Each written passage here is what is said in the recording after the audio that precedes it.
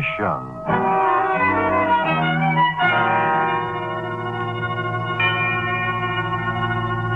Why does hate dwell so near love in the human breast? Does it spring from the same well to become divided by the furrows and ridges of the mind? And where does the hate stream end?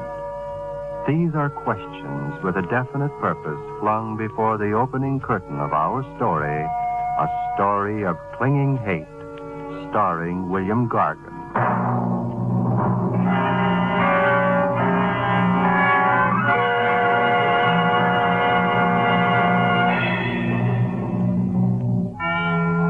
In the days when flying was a dangerous profession, some of the more daring pilots found their way to the airline run above the towering Andes.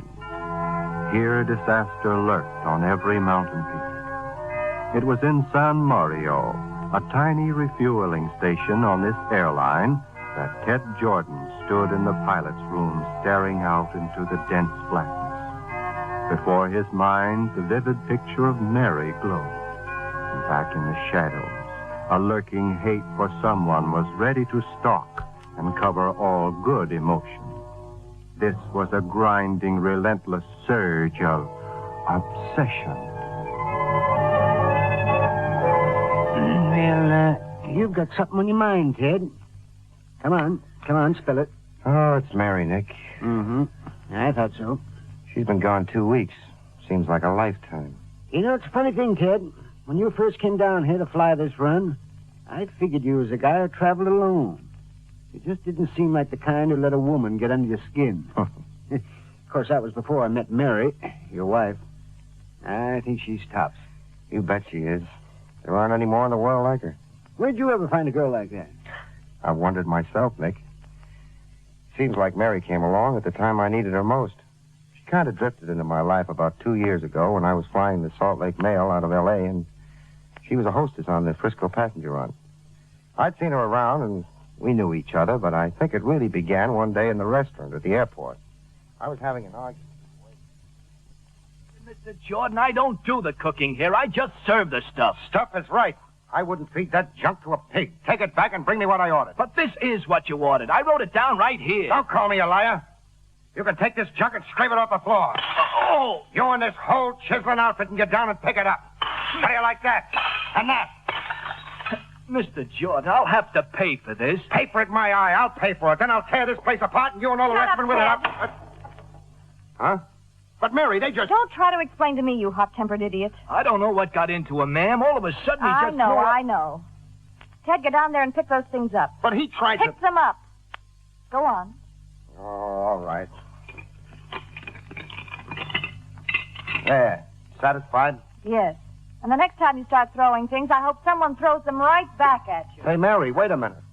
Well, what do you want? Walk over to the office with me, will you? Come on.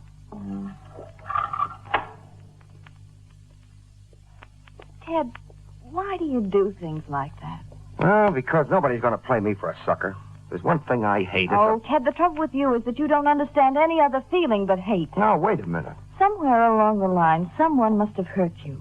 And ever since then, you've been fighting back without knowing what it is you're fighting. You're a funny kid. I wonder why it is. I never noticed before that you were pretty. You know, you're darn pretty. Don't change the subject. All right. I know I'm everything that's rotten and no good, which is what you're going to tell me, but that's the way I am, so let's go on from there. You know, I happen to think you can be broken down. You can't be too tough, not and have a brother like yours. You know my kid brother, Mary? Of course I do. Gave me a second-hand course flying at breakfast this morning. Yeah? He tells me Wade McCary is going to give him a couple more hours, and then he'll be ready to solo. How do you like that? My baby brother, 16 years old, not out of rompers yet and flying airplanes. Sure. And when he gets a few hours piled up, he's liable to show you you're not the only hot pilot in the family. You've got a swell brother, Ted.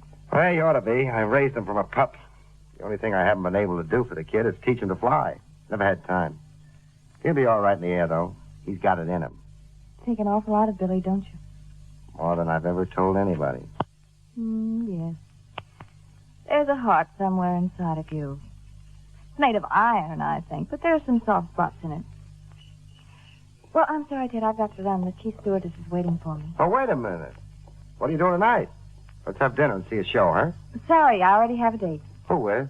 Wade McCary, Billy's instructor. Oh, McCary, huh? Tell him 3's the crowd. I'll see you at your apartment at 6 o'clock. You can't, Ted. I've already promised him. You've changed your mind. I'll explain it to him. See you at 6.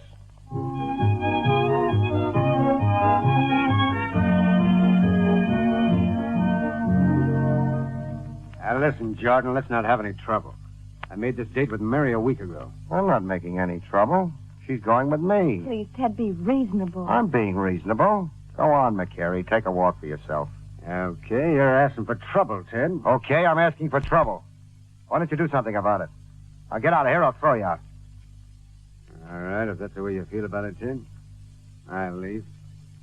I'm sorry. Goodbye. There's only one way to handle guys like that, and that's treat them rough.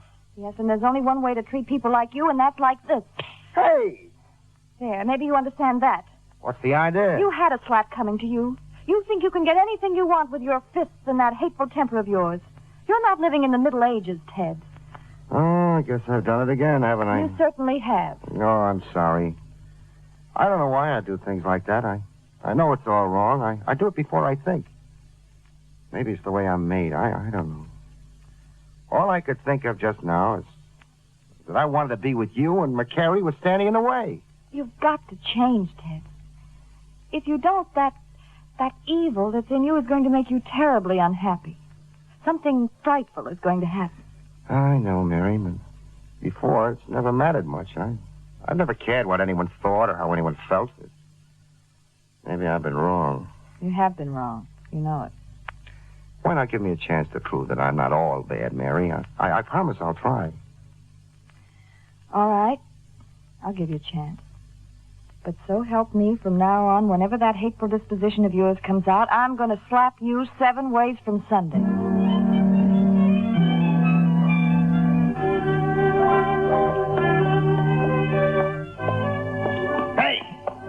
Hey! Look where you're going, fella. You want the whole sidewalk? Ted, it was an accident. He didn't mean to bump into you. Accident my foot. He's one of those smart guys who thinks he owns the world. I'm gonna... Ted. Huh? Come on, this time the left side of your face.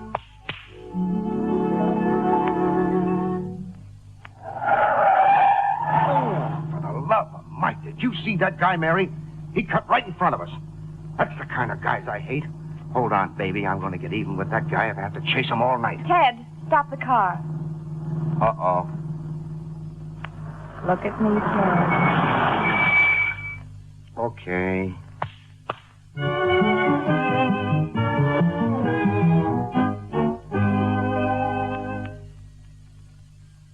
It's nearly midnight, Ted. If you've got to take the mail out at 6 in the morning, you better go home. There's something I've been wanting to ask you, Mary. Well? How have I been doing? Oh, you're doing swell. I'm really proud of you. Oh, thanks. I've been thinking about you and me, and now I see the whole thing. When you're around, I feel different, almost as if I were another guy. That's on the level.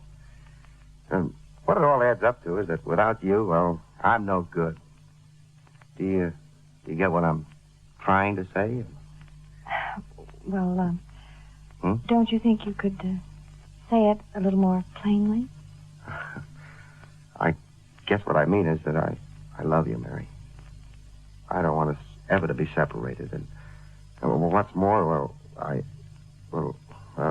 how about it, lady? Can you use a husband? Oh, Ted. Darling, you know, you said once that I'd never been happy. Well, I didn't know what you meant then because I didn't know what happiness was. I just didn't know the difference, that's all. And then you came along, and all of a sudden, I find there's a reason for living. It's wonderful.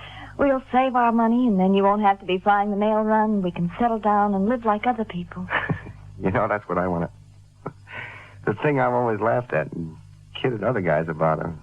Now I want a house. And you'll be there, and whenever we go away, we can think how swell it's going to be to get home. Sounds nice, doesn't it? Yeah. I'll call Wilson, tell him to take the run for me in the morning. We'll pick up a plane, whip down to Las Vegas, and be married tomorrow afternoon. Is it a deal? It's a deal. Well, come on. Start getting your stuff packed. Hello? Yes, this is Ted Jordan. Okay, go ahead. Put the call through. What is it? Long distance. Somebody calling from Fresno. Hello? Yes, this is Ted Jordan. Who's this? McCary? Where? He's... How'd you get out? I'll be right up. Stay there. I'll be right up. Billy's dead. Oh. He and McCary. Night cross country. Ship caught fire. McCary bailed out. Bailed out and left the kid in the ship. Oh. I'm going to kill him. Ted. I'm going to go up there and kill him. Ted, wait. I'm going with you.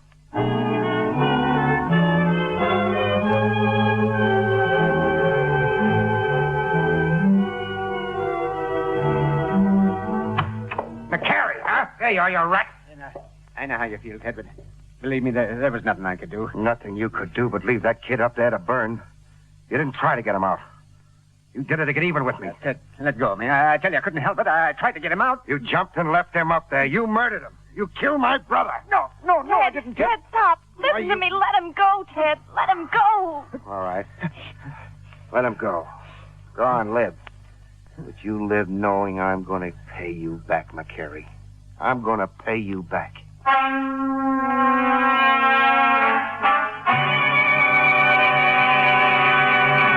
And now, back to our story of hate, starring William Gargan. The smoky little room at the airport faced the tall, steep cliffs of the Andes.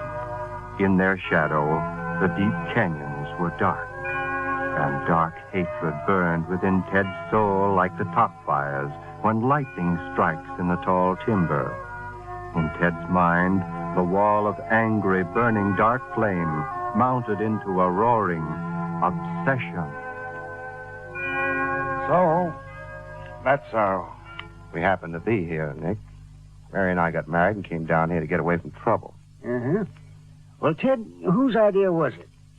I mean, you're coming down here. Well, Mary's, naturally. She was afraid what I might do if I was up in the States any place where I might run into Wade McCary. Oh, you still hate him, huh? I guess I'll always hate him. When Mary's around, I don't think about it so much, but when she's away, it all comes back to me again, and I think how good it'd feel to have his neck between my two hands. No, take it easy. Now, take it easy, Ted. Mary will be back soon. She'll come back looking like $1 million with all those new clothes she's going to buy over in Port Domingo. I'm worried, Nick. It's 2 weeks since she left, and I haven't even had a letter from her.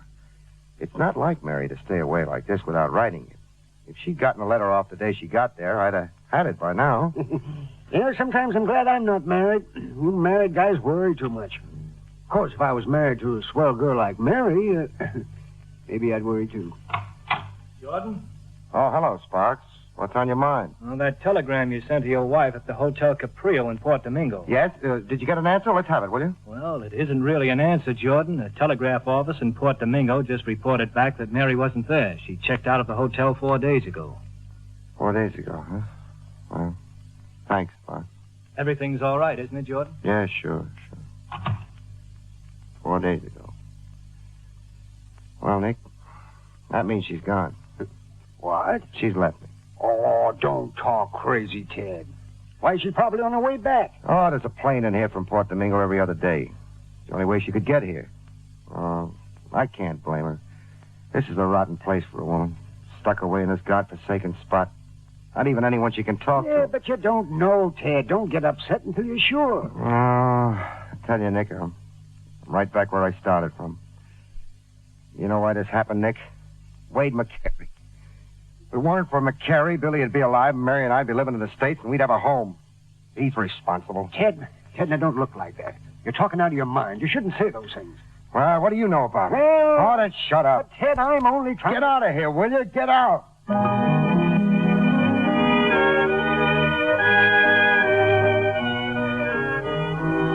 Jordan, that you? Yeah. Thought I heard somebody out here. It's 4 o'clock in the morning. What's the matter with you, Ted? I couldn't sleep. Came out to have a cigarette. Anything wrong? No, nothing's wrong.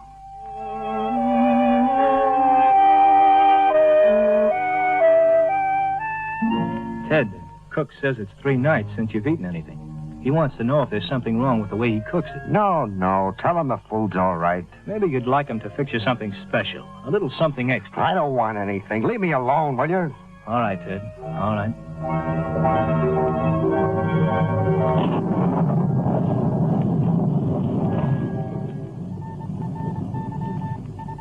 Did you call for me, Sparks? Yes, Jordan. We've got trouble on trip 17 coming in from Rio Pass. What's wrong? Well, the electrical system in the ship has gone out. Lightning or something. He called me just before it went dead, said he didn't have enough gas to get back to Rio. He's going to have to come on in. Gee, that's tough. Any passengers aboard? None registered. Well, what do you want me to do? Now, this is serious, Jordan. Trip 17 is going to come in over this storm. He can find the valley all right on compass, but he can't get down through this storm. So? So the skipper wants you to go up with your ship and guide him down on the beam. Got no radio at all, huh? Nope. Transmitter faded out just as he got his last message through, and I haven't been able to raise him since. I don't know, Sparks. The storm may be plenty thick and high. Are you sure he's up over it? Yep, he's up in the clear. He said he was at 16,000, and the storm was 1,000 feet under him. You see, Jordan, if he tried to bring down that crate through the soup blind, he wouldn't have a ghost of a chance. Yeah. They'd have to put flares on the wings of my ship if he's going to follow me down. Skipper already taken care of that. Oh. The flares are hooked up and the ship's ready to go. I see. What time is he due over? Well, when his radio faded out, he was over Quintero Pass. That should put him over the field in 30 minutes. Can you make it? I think so. Good. I'll keep in touch with you from down here. And you better come down slow and easy. There's a new pilot on this trip. It's his first run in. Oh, that's great. Who's the guy? Well, some fellow the line shipped down from the States. Name's Wade McCary. Wade McCary? Yeah. You know him? No. No, I never heard of him. Well, you better get going. You've got a long climb up through this storm. Yeah, long climb. I'll be seeing you, Sparks.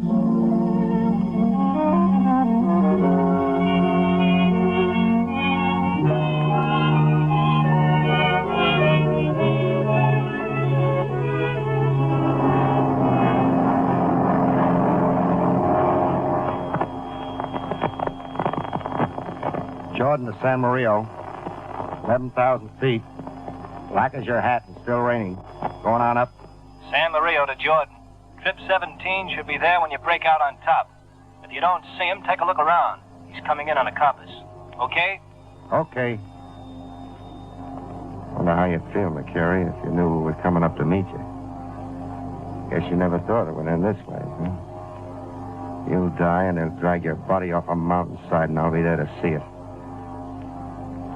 Jordan to San Mario. I've broken out on top in the clear at 14,000. I've spotted trip 17, okay? San Mario to Jordan. Nice going. Where is 17? He's coming toward me from the southwest at about 15,000. I've just pulled my flares and he sees me. Okay. Let him come in close and then come on down. Let me know if there's any trouble. Okay? Okay. Come on, McCary. Bring your coffin and get behind me. Jordan to San Mario. Starting down. Hold your lights on the field until I call you. Okay. Okay, Jordan. All right, Billy. Wherever you are, watch me get this guy. Watch me lead him into a mountain. Just a little further. Then a quick turn, and that'll be it, McCary. All right, baby. This is where I'm getting off. Don't, Ted. Don't do it. Don't kill him. Mary. Please, Ted. Take him down safely. Mary. San Mario to Jordan. Are you doing all right? Jordan to San Mario. We're doing all right. What's the ceiling and wind? Okay. You have 800 feet. Wind southeast 5. The rain's thinning out. You'll have some visibility. Okay? All right, Sparks. Tell him to light the field. I'll have trip 17 down in 10 minutes.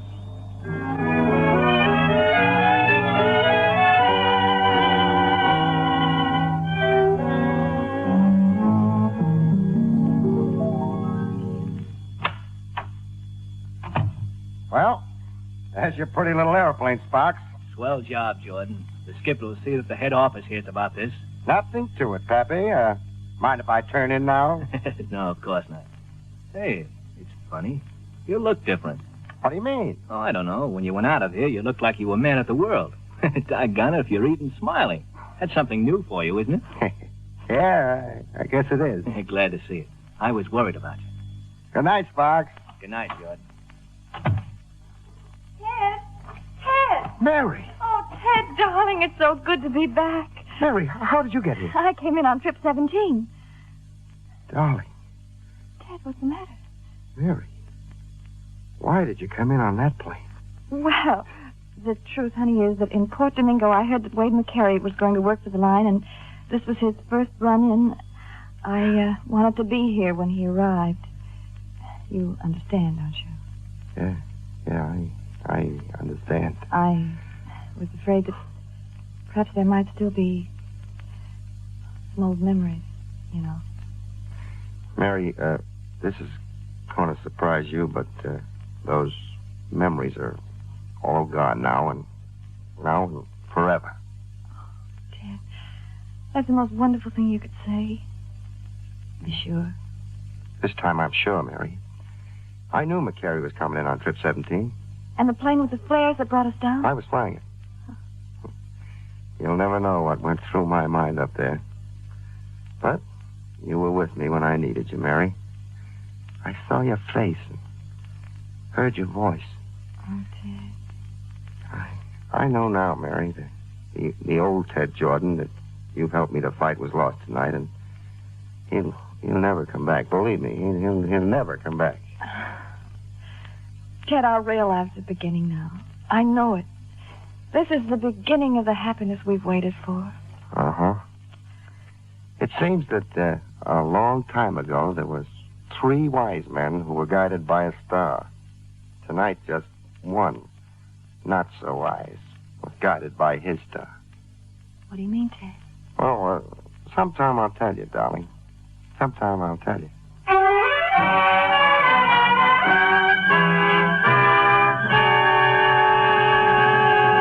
You have been listening to Obsession.